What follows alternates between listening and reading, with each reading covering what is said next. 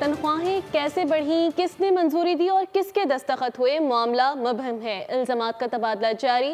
वफाकी हुकूमत के दस्तखत के बावजूद वज़ीर आज़म को नोटिस लेना पड़ा। उधर हुकूमती अरकान कहते हैं मंजूरी असम्बली से हुई तो सेक्रेटेरिएट बोल उठा, कहा हमारे पास इख्तियार ही नहीं है।